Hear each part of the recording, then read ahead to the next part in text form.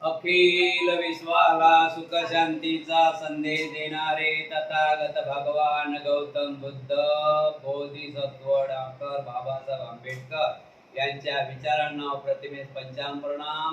नालंदा बुद्ध विहार विष्णुनगर ह्या ठिकाणी आषाढ पौर्णिमा ते अश्विनी पौर्णिमा या 3 महिन्याच्या वर्षावास कालावधीमध्ये मिलिंद प्रश्न या पवित्र ग्रंथाचे वाचन ठीक रात्री 8 ते 9:30 वाजेपर्यंत होत आहे. आणि आजच्या कार्यक्रमात उपस्थित सर्व उपासक उपासिका बालक तथा बालिका तुम्हा सर्वांच्या परी मंगल कामना व्यक्त करून विधीला मग मिलिंद प्रश्न या ग्रंथाच्या वाचनाला सुरू होण्या अगोदर आपण शीलग्रहण करायचं आहे. सर्वांनी नमामि करायचा, याचना करायची आहे.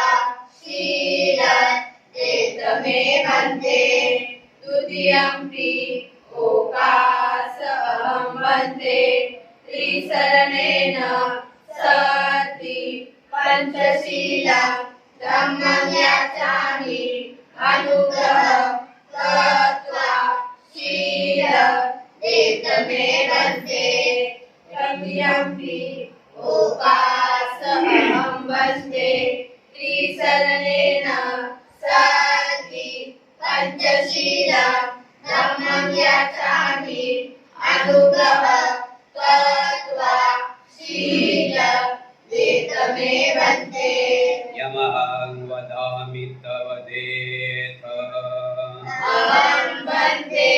नमो तस्स भगवतो अरहतो सम्मा सम्बुद्धस्स नमो तस्स भगवतो अरहतो सम्मा सम्बुद्धस्स नमो तस्स भगवतो अरहतो सम्मा सम्बुद्धस्स नमो तस्स भगवतो अरहतो सम्मा सम्बुद्धस्स बुद्धं शरणं गच्छामि बुद्धं शरणं गच्छामि धम्मं शरणं गच्छामि धम्मं शरणं गच्छामि संघं शरणं गच्छामि संघं शरणं गच्छामि द्वितीयंपि बुद्धं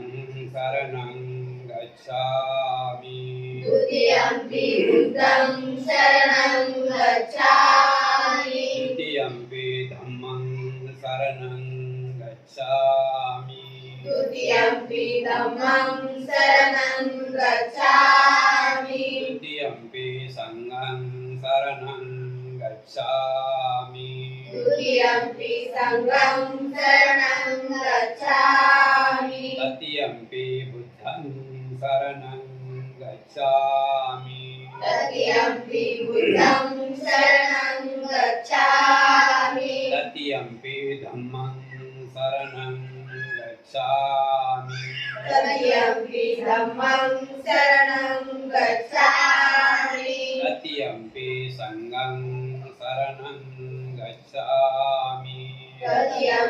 संघं शरणं गच्छामि त्रिशरणागमनं सम्पूर्ण अहं वन्दे पंचशील पानातिपाता वेरमणि सिक्खापदं समाधियामि पानातिपाता वेरमणि सिक्खापदं समादयामि अदिन्नादाना वेरमणि सिक्खापदं समाधियामि अदिन्नदाना वेरमणि सिक्खापदं समादयामि कामे सुमिच्चाचारा वेरमणि सिक्खापदं समाधियामि कामेषु मिथ्याचारा वेरमणि सिक्खापदं समादयामि मुसावादा वेरमणि सिक्खापदं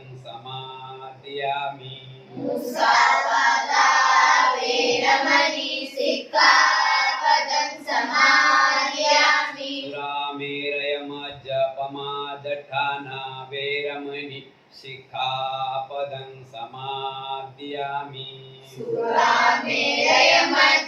सुरामेरयमज्जपमादठाना वेरमणि सिक्खापदं समादयामि त्रिशरणेन सद्धिं पंचशीलं धम्मं साधुकं सुरक्षितं शीलं कृत्वा अपमादेन सम्पादेतव्यम् अहं वन्दे साधु साधु साधु अष्टशील पानातिपाता वेरमणि सिक्खापदं समाधियामि पानातिपाता वेरमणि सिक्खापदं समादयामि अदिन्नादाना वेरमणि सिक्खापदं समाधियामि अदिन्नदाना वेरमणि सिक्खापदं समादयामि अब्रह्मचर्या वेरमणि सिक्खापदं समाधियामि अब्रह्मचर्या वेरमणि सिक्खापदं समादयामि मुसावादा वेरमणि सिक्खापदं समाधियामि मुसावादा वेरमणि सिक्खापदं समादयामि सुरामेरयमज्जपमादठाना वेरमणि सिक्खापदं समाधियामि सुरामेरयमज्जपमादठाना वेरमणि सिक्खापदं समादयामि त्रिकालभोजना वेरमणि सिक्खापदं समाधियामि त्रिकालभोजना वेरमणि सिक्खापदं समादयामि नत्सगितवादित नत्सगितवादित विसुखदेशना विसुखदेशना वेरमणि वेरमणि मालागन्ध मालागन्ध विलेपनधारण विलेपनधारण मंडन मंडन विभूषणठाना विभूषणठाना वेरमणि वेरमणि सिक्खापदं समाधियामि सिक्खापदं समादयामि उचासैना उचासेना महासैना महासेना वेरमणि वेरमणि सिक्खापदं समाधियामि सिक्खापदं समादयामि त्रिशरणेन सद्धिं अष्टशीलं धम्मं साधुकं सुरक्षितं शीलं कृत्वा अपमादेन सम्पादेतव्यम् अहं वन्दे साधु साधु साधु सवतियो विभाजन्तु सपरोगो विनशतु मते भवन्तवन्तरायो सुखी दीर्घायुको भव अभिवादना सीदिस नित्यवद्धा पचायरो चत्तारो धम्म वर्धन्ति आयुर्नो सुखं भवन्ति मंगलो सुखियो तुम्हा सर्वांच्या इच्छा आकांक्षा पौर्णिमेच्या शीतल चंद्राप्रमाणे पूर्ण होत बुद्ध बलाने धम्म बलाने संघ बलाने तुम्हा सर्वांचं कल्याण हो मंगल हो सुखी हो साधु साधु साधु मिलिंद प्रश्न या ग्रंथाच्या वाचनाला सुरुवात करत आहे. आजचा विषय आहे शक्तिहीन पोटात भोजन. शक्तिहीन पोटात भोजन आजचा विषय आहे. विषयाला सुरुवात करतो. महाराज भोजन हे सर्व जीवाचे पालन करणारे आहे. बनते नागसेन म्हणतात की महाराज भोजन हे सर्व जीवाचे पालन करणारे आहे. भोजन नाही तर माणूसच नाही आहे, जगू शकते का? भोजन हे सर्व जीवाचे छोटे मोठे जो काही जीव आहे सर्व जीवाचे पालन करते आहे. जर भोजन नसलं तर माणूस जगू शकत नाही. सर्व जीवांचे प्राणरक्षक असते.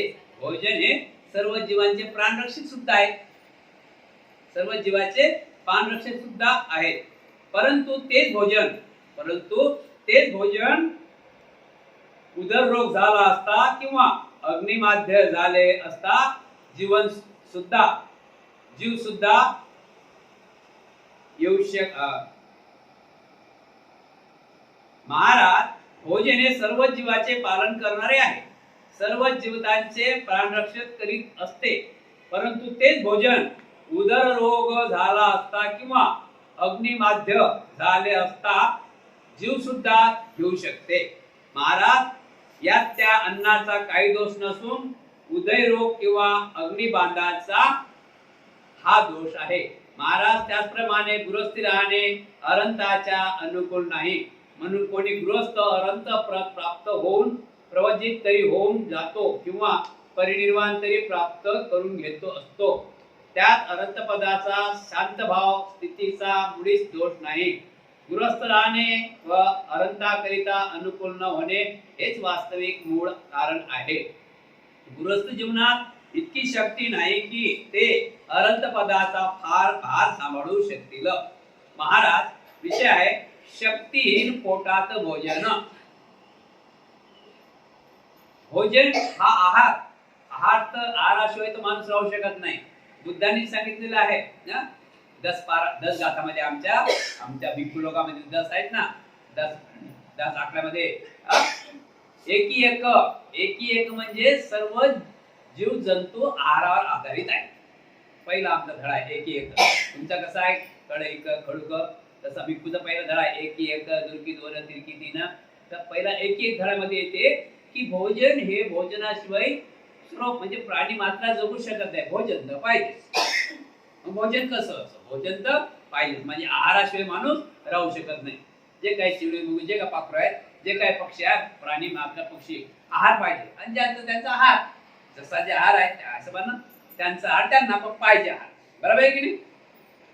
पण महाराज आहार सुद्धा कधी कधी घातक आहे. लक्षात ठेवा आहार कधी कधी घातक आहे. आता आपण आजारी पडलो किंवा अग्नी काही झालं आपल्याला तर त्यामध्ये आपला अन्न पण घातक आहे. लक्षात ठेवा अन्न जेवढं चांगलं आहे तेवढं अन्न सुद्धा घातक ठरू शकते. अन्न सुद्धा घातक ठरू शकते. आज काही रोगांना कोणतं अन्न काम करत नाही. उदाहरण आपण घेऊया. एखाद्याला खुजली खास तर त्याला वांग दिलं तर त्याचा बरोबर राहील का? एखाद्याला खुजली माहिती आहे ना खुजली झाली आणि त्याला वांगे दिले खायला तर त्याचा आजार बरा होईल का? काय होईल? वाढील ना. समजलं ना अनाज? म्हणजे मग काय म्हणायचं मतलब आहे शक्तिहीन पोटात भोजन. शक्तिहीन पोटात भोजन म्हणजे भोजन कधी पोटात शक्ती म्हणजे भोजनापासूनही आपल्याला अपाय ठरू शकतात. समजलं ना? अशाच प्रकारे सांगितलं की तो भोजन जसं आहे भोजन कोणाला पचते कोणाला नाही पचत. भोजन तर आहार आहे सर्वांना पोचायला पाहिजे. पण नाही काही लोकांना आजार झाला त्याला कसं पचेल? काही लोकांना ते वावळं आहे जसं वांगा आणि खुजली झाली त्याला कसं पचेल ते आहार. तर अशा प्रकारे महाराज गृहस्थी आणि भिक्षू मध्ये गृहस्थी माणसामध्ये आणि अरंत प्राप्त करते त्या माणसामध्ये एवढा फरक आहे की तो गृहस्थी या अरंतपदापर्यंत पोहोचू शकत नाही.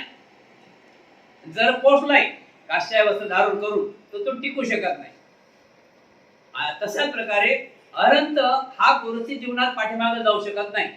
अरंत माणूस झाला ना तो गृहस्थी जीवनात पाठीमागे जाऊ शकत नाही. जाऊ शकेल काय? अशा प्रकारे तो अनंताचा भाग समजू शकत नाही. जो गृहस्थ आता काही दिवस राहिला तो अजून गृहस्थ जीवनामध्ये येईल अनंत होऊन तो जगू शकते का? तो अनंत पदाचा भाग सांभाळू शकत नाही. अशा प्रकारे दाखवलेले आहे. उदाहरणार्थ अजून समजूया. उदाहरण घेऊन बनते अजून समजावून सांगतात की लहान गवताच्या काडीवर एखादा मोठा दगड ठेवला तर ते काडी सरळ राहील का? तुटता होईल की नाही? तर मग असूनच अशाच प्रकारे की गृहस्थ जीवनावर जर भार दिला, अनंत पद काय, अगृहस्थ जीवन काय, अनंत पदासाठी कितीतरी त्याग करावा लागते, कितीतरी त्याग करावा लागते, चालता बोलता उठता बसता. आणि गृहस्थ जीवन काय, 5 शिलाचं ते आले मनात पालन करा नाही तर नाही पालन करा. तुम्ही एवढा भार सोसू शकते का? नाही सोसू शकत. अजून एक उदाहरण घेऊया. म्हणते महाराज एखादा माणूस, अजून एक उदाहरण ऐका. महाराज एखादा मूर्ख माणूस आहे, गरीब आहे, आणि जर त्याला राजाने गादीवर बसवलं तर तो राज्य कारभार चांगला सांभाळू शकते का? सांभाळू शकेल का? म्हणजे काही फायदा होणार नाही. अर्थपदाचा भार कधीच गृहस्थ परिवेशात सांभाळू शकत नाही. अर्थ प्राप्त करण्यासाठी गृहस्थ लोक अर्थपदाचा भाग सांभाळू शकत नाही. इतकं यात पावर आहे, इतक्यात शक्ती आहे. या पावर मध्ये, या अर्थपदामध्ये खूप शक्ती आहे. आणि गृहस्थीमध्ये अजिबात कोणत्याच गोष्टीची शक्ती नावाची चीज नाही. समजले ना? त्यानंतर अरंताचे दोष. महाराज म्हणतात बनते नाक्षण, अनंत कधीतरी आपल्या उद्देशापासून विचलित होऊन खालच्या थरावर उतरू शकतो काय? म्हणजे अर्थ प्राप्त झालं तर तो खालच्या थरावर, जे नाही करत नाही खालच्या थरावर, म्हटलं की नाही, खालच्या थरावर उतरू शकते काय? महाराज अनंत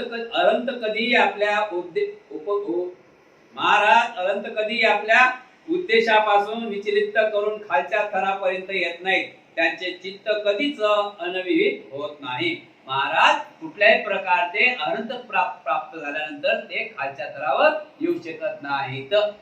कारण काय की त्यांना चांगलं या वाईट माहित पडते. बरोबर आहे की नाही? ज्याला चांगलं अकुशल माहित पडलं तर तो खालच्या, ज्याला कुशल माहित पडलं, ज्याला अकुशल माहित पडलं, तर ज्याला कुशल माहित पडलं तो अकुशल काम करेल का? ज्याला अकुशल माहित पडलं तो कुशल काम करेल काय? लवकर नाही करणार. म्हणून अनंत आपलं ध्येय डगमगू देत नाहीत. अजून बनते महाराज विचारतात, बनते अनंताकडून कधी कधी काही अपराध घडू शकते काय? बनते अनंत लोक असतात, ते शेवटी ते जीव आहे ना, अनंताला मानव आहे, अनंत आहे, मानव आहे, छेडायचं नाही. तर त्यांच्याकडून काही दोष घडू शकतात काय? त्यावेळेस बनते म्हणतात, त्यावेळेस महाराज काही दोष घडू शकतात. प्राणी मात्र आहे ना, काही दोष घडू शकतात. बनते ते कसे काय? ते दोष कसे घडू शकतात? कुटी बनवताना, कुटी म्हणजे घर, भिक्खूच्या घराला काय म्हणतात? कुटी. लक्षात ठेवा, काय म्हणतात? भिक्खूच्या घराला काय म्हणतात? कुटी, विहार. कुटी म्हणजे घर. कुटी बनवताना सच्चारित्रार्थ विकाळास उचित काळ समजण्यात, अप्रवाहारिता समजून घेताना व अतिरिक्त नाही त्यास अतिरिक्त समजताना अनंताकडून काही अपराध घडू शकतात. ते अपराध कसे घडतात, किती आहेत अपराध ते बघूया आपण. बनते नाक्षण, कोणाकडून अपराध घडण्याचे 2 कारणे असू शकतात. कोणाकडून कारणे घडतात, अनंताचे हातून काहीतरी घटना घडतात, याचे कारण काय? कोणाकडून घडतात बघावं लागेल ना, तिथे छेडायचं नाही ना, कोणाकडून घडतात हे बघावं लागेल ना. बनते नाक्षण, कोणाकडून अपराध घडण्याचे 2 कारणे असू शकतात. बेसावधपणा किंवा अज्ञान. तर बेसावधपणामुळे अनंताकडून असा अपराध घडतो काय? बेसावधपणा किंवा अज्ञान. अज्ञान म्हणजे जे माहित नाही ते करणे. बेसावधपणा समजलं ना. आता इथे मेणबत्ती लागेल आहे हा, आणि कपड्याला आग लागत आली ते आपण होऊ द्या तर बेसावधपणा, जागृतपणा नाही. बरोबर की नाही? लक्षात ठेवा. बेसावधपणा आणि अज्ञान यात हा फरक आहे. अज्ञान म्हणजे माहित नाही ते काम करणे, माहित नाही ते काम करणे म्हणजे अज्ञान झालं की नाही. ज्याचा त्याला अभ्यास नाही ते काम केलं तर वाईट होऊन केलं ते काम अज्ञान. आता बंतीजी अनंत प्राप्त झाल्यानंतर त्यांच्याकडून काही अपराध घडतात, पण ते कशामुळे घडतात तर बनते महाराज म्हणतात त्यांच्या बेसावधपणामुळे घडतात की त्यांच्या अज्ञानामुळे घडतात. नाही महाराज, जरी त्यांच्याकडून अपराध घडत असला तरी त्यांचे चित्त जागृत असते. महाराज, अनंताची चित्त रात्र बेरात्र जागृत असतात. अपराध घडते पण त्यांचे चित्त जागृत असते, नेहमी जागृत राहते. म्हणते हे कसे होऊ शकते? कृपा करून एखादे उदाहरण देऊन समजावून सांगा. त्यावेळेस म्हणते म्हणतात महाराज, अपराध दोन प्रकारचे असतात. वाईट कामे करणे आणि भिक्षू विनयाविरुद्ध आचरण करणे.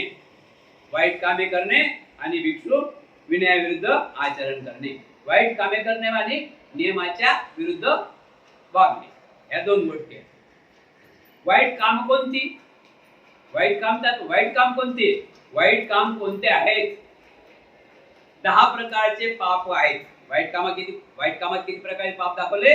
10 प्रकारचे. पहिले प्रकार जीव हिंसा, हत्या करणे, हे पाप दाखवलं.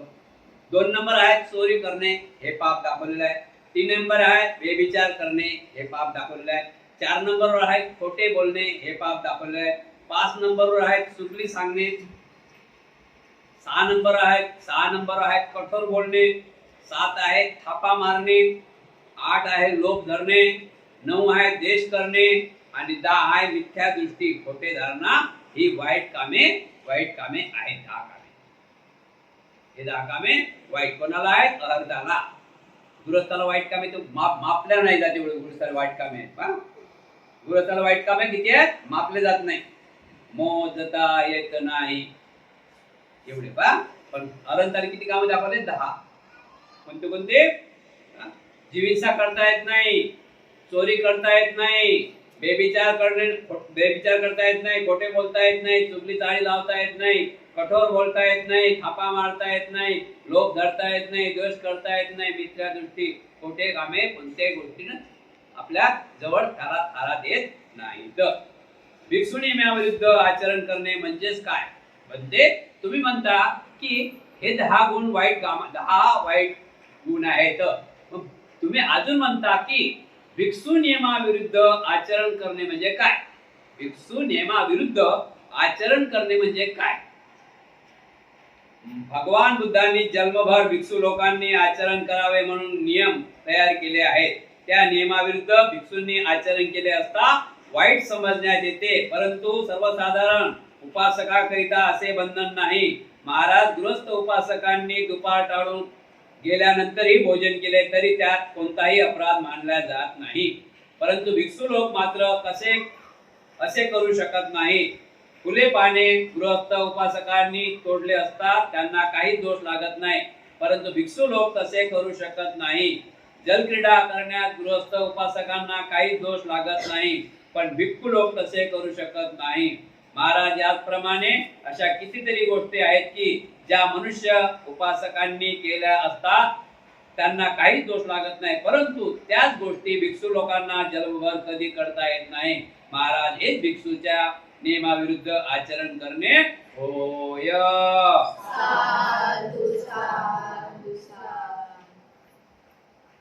भिक्षूला नियम दिलेले आहेत तथागतांनी. किती नियम दिलेले आहेत भिक्षूला? किती नियम दिलेले आहेत? 10. किती नियम दिलेले आहेत? उपासकाला किती नियम दिलेले आहेत?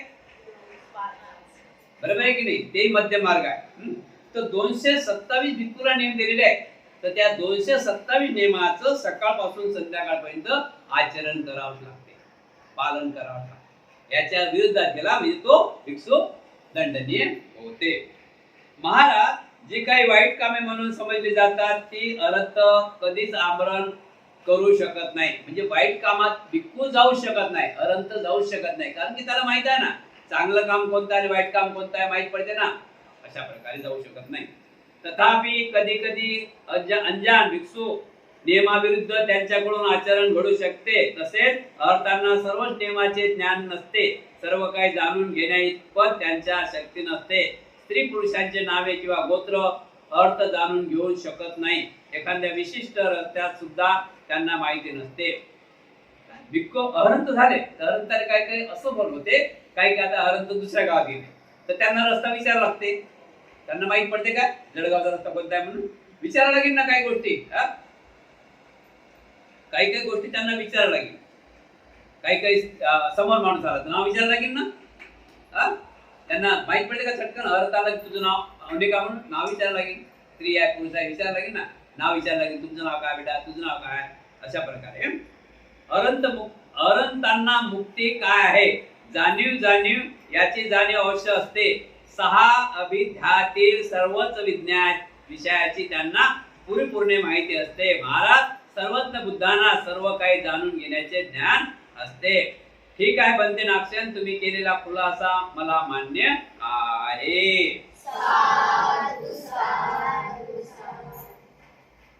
विषय आहे अस्तित्वात नसलेली वस्तू. अस्तित्वात नसलेली वस्तू. या पृथ्वी तलावर केवढं मोठं जग आहे,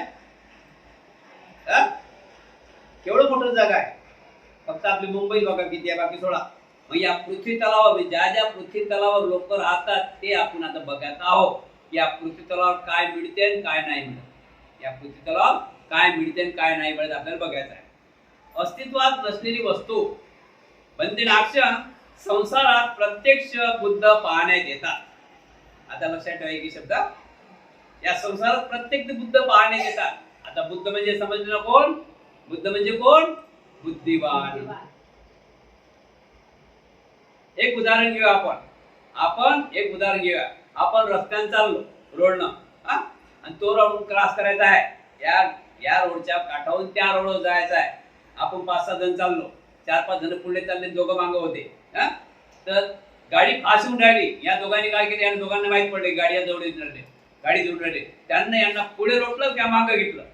तिथं तुम्ही काय म्हणतात, पुढे घेणारे की मागं लोटणारे कोण? काय ते 5 लोक आहेत, त्यांना त्याचा जीव वाचवला. ते काय म्हणतात, या दोघांना काय म्हणतील सांगा बरं. बरं झालं तुम्ही देवासारखे आमच्या पाठी आले, आम्ही आमच्या गोष्टीचं चाललो होतो. 5 जण बरोबर होत्या आणि हे 2 जण चालले होते. हे 5 जणांचा ग्रुप आलो होता. हे 2 जण पाठीमागून चालले ना त्याच रोडनं. पण यांना माहित पडले की गाडी आता जवळ येऊन राहिली, यांना खेचाव नाही त्या येतात. हे होईल मग वाचन ज्यांचा जीव वाचला ते लोक काय म्हणतात त्याला, त्या 2 माणसाला काय म्हणतात? देवासारखे धावून आले. क्या बात आहे ना. बरं झालं तुम्ही या देवासारखे धावून आले.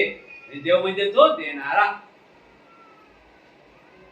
या जगामध्ये असे बुद्ध पाहण्यात मिळतात. लक्षात ठेवा, बुद्धही अशा रूपात पाहण्यात मिळतात.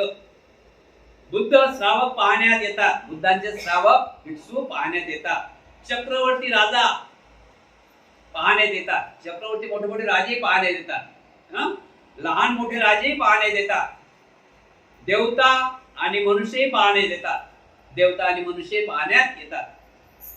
श्रीमंत आणि गरीब लोकही पाहण्यात येतात. पाहण्यात येतात ना, श्रीमंत आणि गरीब. प्रगतीशील लोकही पाहण्यात येतात. त्यांची प्रगती आहे, माडी वळते माडी, माडी वळते माडी, माडी वळते प्रगती, समज ना. त्या प्रगतीवर लोकही आपल्याला पाहण्यात येतात ना. पाहण्यात येतात की नाही? पाहण्यात नाही तर 15 तारखेला बघ येतात ना पाहण्यात. अधोगतीला जाणारे लोक पाहण्यात येतात. अधोगतीला जाणारे लोक पाहण्यात येतात. माहिती आहे ना अधोगती? अधोगतीला जाणारे लोक आपल्या पाहण्यात येतात. पुरुषाचे पुरुष लिंग नष्ट होऊन स्त्रीलिंग उत्पन्न होत असलेले, तसेच स्त्रीलिंग नष्ट होऊन पुरुष लिंग उत्पन्न होताना पाहण्यात येतात. चांगले कामे बिघडताना दिसतात. चांगले कामे बिघडताना दिसतात. बघितलं ना, चांगलं काम करायला लागलो ना आपण, ते बिघडताना दिसतात. पापी आणि पुण्याची फळे भोगत असलेले लोकही आपल्याला पाहण्यात या संसारात बघा काय काय मिळते, सर्वच पाहायला भेटते. संसारात कितीतरी अंडज, जरायुज, संवेदन आणि कितीतरी अपराधिक प्राणीही दिसून येतात. या संसारात किती प्राणी दिसून येतात आपल्याला? अंडे देणारे, तडफडणारे, सडफडणारे, पाण्यात राहणारे, हवेत तरंगणारे, पाण्यात राहणारे, हरेक तरंगणारे, बहुपायी, सडफडणारे, बहुपायी, अनेक पायी, 3 पायी, 2 पायी, किती प्राणी आहेत? अनेक प्राणी आहेत. हे आपल्याला पाहायला दिसतात. बघा का संसार आहे, त्याला असं संसार म्हटले बरं, त्याला संसार म्हटलं जाईल ना. पाय नसलेले प्राणी पाहण्यात येतात. पाय 2 पाय असलेले, 4 पाय असलेले आणि कित्येक अनेक पाय असलेले प्राणी सुद्धा पाहण्यात येतात. संसारात यक्ष, राक्षस, कुंभार, असुर, दानव, गंधर्व, प्रेत, पिशाच, किन्नर, मोठमोठे साप, नागलोक, गरुड, सिद्ध आणि विद्याधर हे सर्वच लोक आहेत. हत्ती, घोडे, गाय, म्हैस, ऊठ, गाढव, बकरे, मेंढे, लांडगे, मुरगळ, डुक्कर, सिंह, वाघ, चित्ते, अस्वल, जंगलीचे कुत्ते, तळस, कुत्ते, कोल्हे, तसेच अनेक प्रकारचे पक्षी पाहण्यात येतात, प्राणी पाहण्यात येतात. सोने, चांदी, मोती, शंख, उत्तमोत्तम दगडी रत्ने, मुंगो, लालमणी, मसारगळ, उत्तम मणिरत्न, वेदूक, हिरा, वर्ज्य, रष्टी, लोखंड, तांबे, पितळ आणि कासे इत्यादी धातू दिसून येतात. या भूततलावर श्रमत्र वस्त्र, कासे वस्त्र, सुती वस्त्र, गोंडपाट आणि कांबेळी पाहण्यात येतात. शाली, धान, जो, कुटकी, पियसू, कांदो, कुटस, बरका, गहू, मूग, उडीद, तीळ, उडथा इत्यादी अनेक प्रकारचे धान्यही दिसून येतात. मूळगंध, सार, हीर गंध, पापडी गंध, सालगंध, पानाचा सुगंध, फुलगंध आणि तसेच कितीही सुगंध आहेत. गवत, वेली, झाडे, मोठे वृक्ष, औषधी आणि अशा अनेक प्रकारच्या वनस्पती सुद्धा आहेत. नद्या, पर्वत, समुद्र आणि कासवे इत्यादी संसारात सर्वच काही आहे. बनते, परंतु संसारात कोणती वस्तू नाही हे कृपा करून आपण सांगाल काय? बनते जे तुम्ही सांगता हिरे, माणिक, मोती, गाय, म्हैस, बकरा, कोंबडा, माजरा, हेला, अमुक डमुक डमुक, गवत, रान, ज्वारी, बाजरी, ज्वारी, बाजरी, डाळ, मूग डाळ, हरभरा डाळ हे सर्व काय सांगून राहिले. पण असं तुम्ही सांगून राहिलं, सोनं सांगून राहिलं, गरीब सांगून राहिले, श्रीमंत सांगून राहिले, राजा आहे, श्रीमंत आहे, गरीब आहे, यश आहे, भेट आहे, प्रेत आहे, सर्व काही आहे. पण असं कोणती चीज नाही मला सांगा ना. कोणती चीज नाही जरा सांगितलं तर बरं वाटेल. त्यावेळेस म्हणतात बनते, परंतु संसारात कोणती अशी वस्तू नाही ते कृपा करून आम्हाला सांगा. हे तर आम्हाला माहितच आहे, पण याच्या अलावा कोणती वस्तू नाही हे आम्हाला जरा सांगितलं तर बरं होईल. त्यावेळेस नागसेन म्हणतात, महाराज संसारात 3 गोष्टी नाहीत. या संसारात किती गोष्टी नाहीत? 3 गोष्टी. त्या येण्याप्रमाणे संसारात अजर अमर असे सुचते, संसारात अजर अमर असे सुचेतेन किंवा अचेतन काही नाही.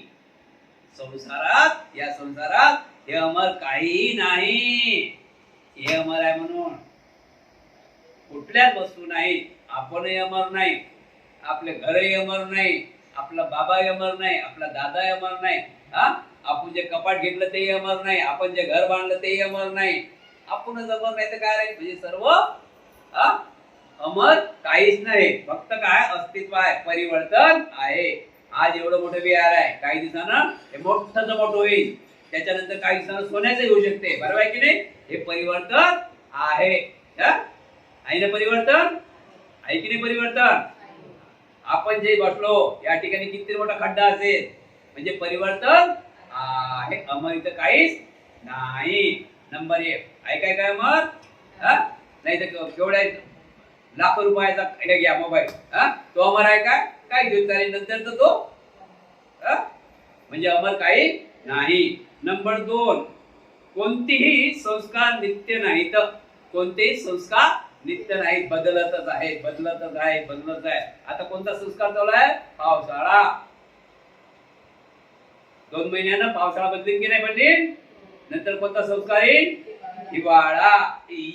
अंगावर घ्या हिवाळा, अंगावर घ्या, बरोबर आहे की नाही? नंतर कोणता संस्कार चालू होईल? उन्हाळा. म्हणजे सर्व बदलच आहे की बदल आहे ना. तिसरा आहे परमार्थ. जीव किंवा आत्मा नावाची अशी कोणती वस्तू अस्तित्वात नाही. ना ते इथं देव आहे, ना आता इथं आत्मा आहे. इथं बुद्धाने देवही नाकारलेला आहे आणि आत्माही नाकारलेला आहे. त्याच्यावर जोर कशावर दिला आहे? कर्मावर, कर्मफळावर. आपले कर्मच आपला देव, कर्मच आपलं कर्मच आपलं कर्मच आपलं देव आहे, कर्मच आपला आत्मा. म्हणजे कर्मावरच सर्व आहे. आपण जसं करता तसं कार्य घडू शकते. म्हणजे किती प्रकारचे सर्व दुनिया आहेत संसारात, पण 3 गोष्टी नाहीत. कोणत्या कोणत्या गोष्टी नाहीत? संसार हा अजमर राहत नाही. यामध्ये कोणतीच गोष्ट अजमर राहत नाही. आज नवीन आणली, ते काही दिवसानं भंगून जाणार, तुटून जाणार, नष्ट होणार, त्याचं अधिक परिवर्तन होणार. त्याच्यानंतर दुसरा आहे कोणते अनित्य संस्कार, अनित्य आहे. कोणती वस्तू संस्कार पण नित्य आहेत, बदल आहे. आणि तिसरा आहे जीव आणि आत्मा नावाची चीज नाही. बनते आपण ठीक आहे. बनते अक्षर तुम्ही अगदी अचूक असेच सांगितलेले आहे.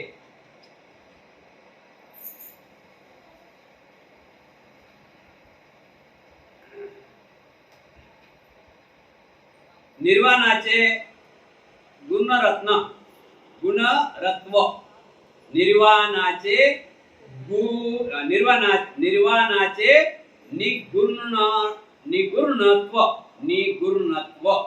निर्वाणाचे निगुणत्व. बनते नाक्षण जगात काहीतरी कर्मफळामुळे उत्पन्न होतात. बनते नाक्षण जगात काहीतरी कर्मफळामुळे उत्पन्न होतात असे पाहण्यात येते.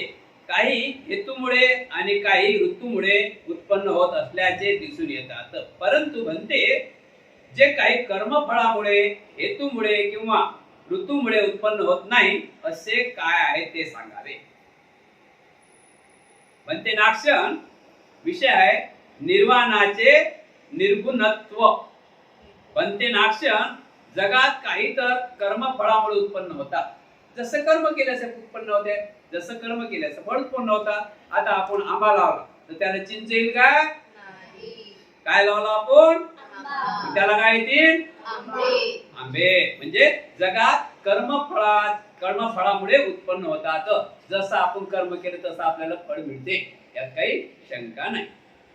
हे पाहण्यात येते. काही असंही पाहण्यात येते की काही ऋतूमुळे उत्पन्न होते, काही ऋतूमुळे उत्पन्न होते. आता गवत कशामुळे उत्पन्न होते? या डोंगरावर आपण आता सर्व लोक जाऊन गवत लावलं असतं, एवढं गवत लागलं असतं काय?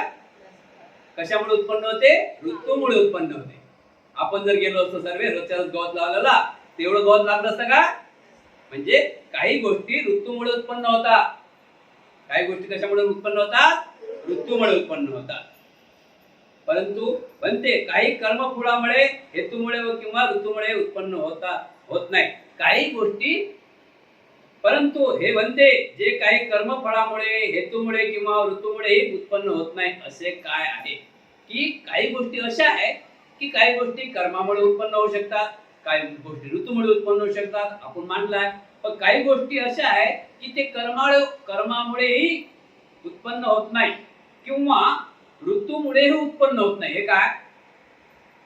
काही कर्मामुळे उत्पन्न होत नाही आणि काही ऋतूमुळे उत्पन्न. ऋतू म्हणजे माहिती आहे ना, ऋतूमुळे उत्पन्न होत नाही. हे काय? हे सांगावे.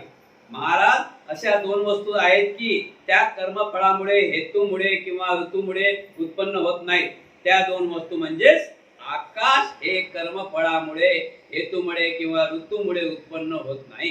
आणि निर्वाण हे कर्मफळामुळे हेतूमुळे किंवा ऋतूमुळे उत्पन्न होत नाही. महाराज याच दोन वस्तू कर्मफळामुळे हेतूमुळे किंवा ऋतूमुळे उत्पन्न होत नाहीत. कर्मफळामुळे आकाश कर्मफळ कर्मफळ बोला पहिलं बघा लक्षात ठेवा. त्या कर्मफळामुळे हेतूमुळे किंवा ऋतूमुळे उत्पन्न होत नाहीत. त्या दोन वस्तू आहेत. पहिली दोन वस्तू आहे म्हणजे आकाश हे कर्मफळामुळे कर्मफळामुळे किंवा हेतूमुळे किंवा ऋतूमुळे उत्पन्न होत नाही. आकाश ते आकाश आहे. आपण किती कर्म केला इथून किती पाणी टाकत असलं तर ते आकाश उत्पन्न हे होईल का? ते आहे ते आहे. त्याला काही कोणी करू शकत नाही. दुसरी गोष्ट कर्मफळामुळे किंवा हेतूमुळे ऋतू उत्पन्न होत नाही. ऋतू पण उत्पन्न होत नाही.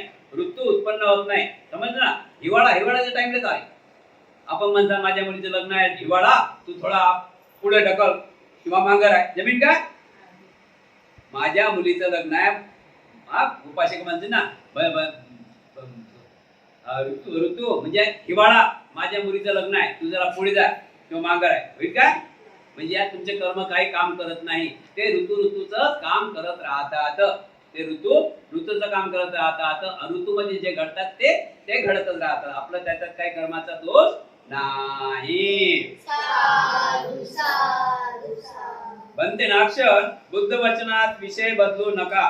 बनते नाक्षण बुद्ध वचनाचा विषय बदलू नका आणि विचार न करता उत्तर देऊ नका. काय म्हणतात महाराज? बनते नाक्षण बुद्ध वचनाचा विषय बदलू नका आणि विचार न करता उत्तर देऊ नका. त्यावेळी बनते म्हणतात महाराज विषय सोडून मी आपणास कसे काय सांगितले तर मला आपण अशी समज देत आहात. बनते नाक्षण आकाश हे कर्मफळामुळे नाही.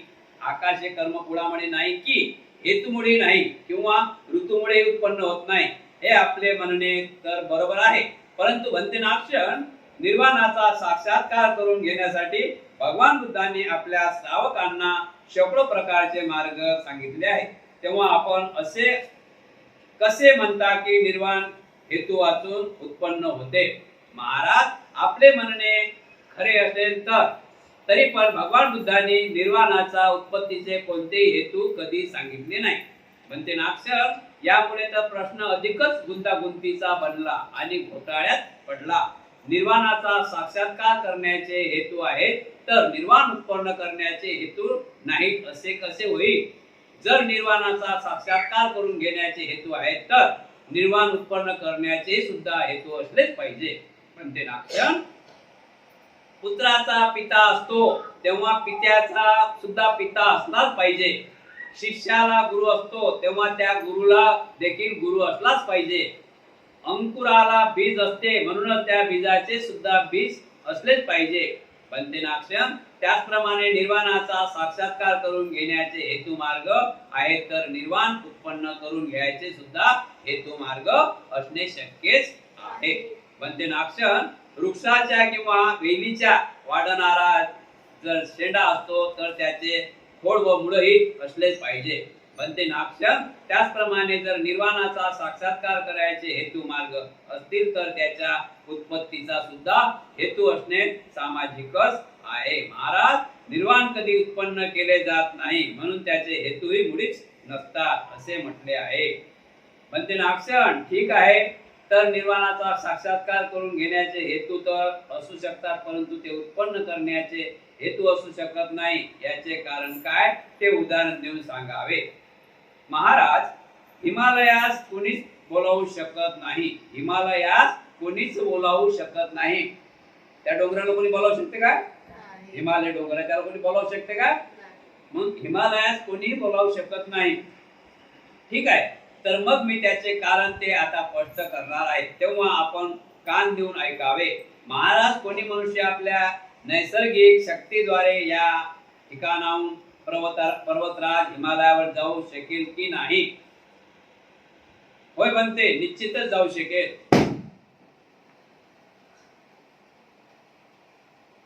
महाराज पण त्यावर मनुष्य आपल्या नैसर्गिक शक्तीद्वारे पर्वतावर हिमालयावर येथे जाऊन आणू शकेल काय? नाही बनते पर्वतराज हिमालय येथे आणू शकणार नाही. महाराज याचप्रमाणे निर्वाणाचा साक्षात्कार करण्याचे हेतू मार्ग सांगितले असले तरी निर्वाण पद उत्पन्न करण्याचे कोणते हेतू मार्ग आहेत हे कोणालाही दाखवून देता येणार नाही. पहिली तीरावर अलीकडे हिमालयाला कोणी बोलवू शकते का? पण काही हिमालयावर जाऊ शकतात, काही त्यांच्या शक्तीद्वारे हिमालयावर जाऊ शकतात ते कोणी बी, पण हिमालय आपल्या इकडे आणू शकत नाही. दुसरी गोष्ट दाखवलेली आहे, पहिली तिरास अलीकडे आणता येत नाही. नदीचा पैतीर इकडे आणता येते का? महाराज कोणी मनुष्य नावेवर बसून आपल्या नैसर्गिक शक्तीच्या जोरावर एखादा समुद्र पार करून पलीकडच्या तळावर जाऊ शकेल का? होय बनते, निश्चित जाऊ शकेल. आता एक नावकडी आहे, नामी आहे नावाडी, तो या समुद्रातून त्या पलीकडे तीराच्या पलीकडे जाऊ शकतो, यात काही शंका नाही. महाराज पण तो आपल्या नैसर्गिक शक्तीच्या जोरावर समुद्राचे पलीकडचे तळ इकडे आणू शकते काय? तो तिकडे जाऊ शकते नावीच्या आधारे, पण तो त्या तळ इकडे आणू शकते काय? बनते असे करणे शक्य नाही. बस करा. अगदी त्याप्रमाणे निर्वाणाचा साक्षात्कार करावयास शेकडो मार्ग सांगितले असले तरी पण ते उत्पन्न करायचे मार्गे कोणी सांगू शकले नाही. का नाही? कारण निर्वाण हे निर्गुण आहे. निर्वाण हे निर्गुण कसे आहे? होय महाराज, निर्वाण हे निर्गुण आहे, कोणीही हे बनविलेले नाही. जेव्हा निर्वाणाच्या संबंधात ते उत्पन्न होण्याचा किंवा उत्पन्न न होण्याचा प्रश्नच उद्भवत नाही, तदत्त निर्वाण उत्पन्न केले जाऊ शकते की नाही हे सुद्धा प्रश्न उद्भवत नाही. निर्वाण हे वर्तमान, भूत आणि भविष्य या तिन्ही काळाच्या पलीकडे आहे. निर्वाण असे आहे की ते डोळ्याने पाहणे शक्य नाही, कानाने ऐकणे शक्य नाही, नाकाने त्याचा स्वाद घेणे शक्य नाही, जिभेने त्याचा स्वाद घेणे शक्य नाही आणि शरीराने त्याला स्पर्श सुद्धा करता येत नाही. पण ते याप्रमाणे तुम्ही तर निर्वाण आणि हेच सांगितलं आहे. खऱ्या अर्थाने निर्वाण नावाची कोणतीच वस्तू अस्तित्वात नाही, हेच यावरून दिसून येते. महाराज, निर्वाण आहे आणि ते सत्य आहे, मनाने जाणून घेता येते.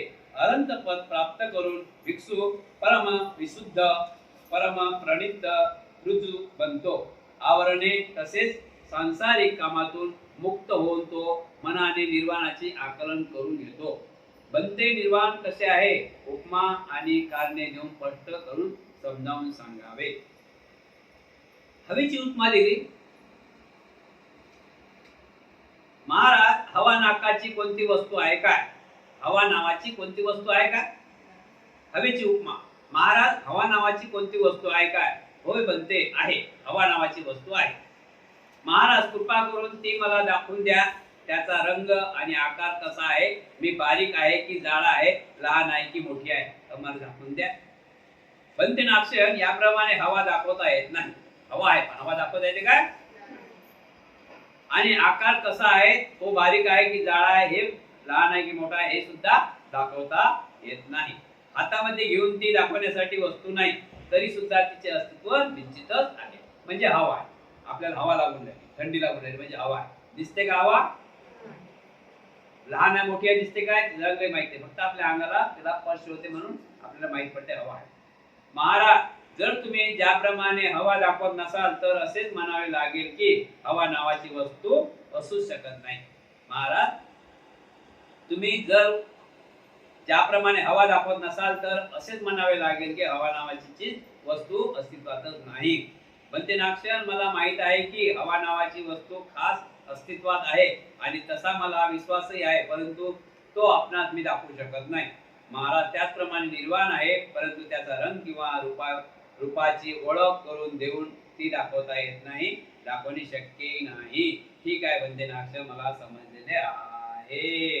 साधु साधु साधु. उद्याचा विषय आहे उत्पत्तीचे कारणे. समजलं ना?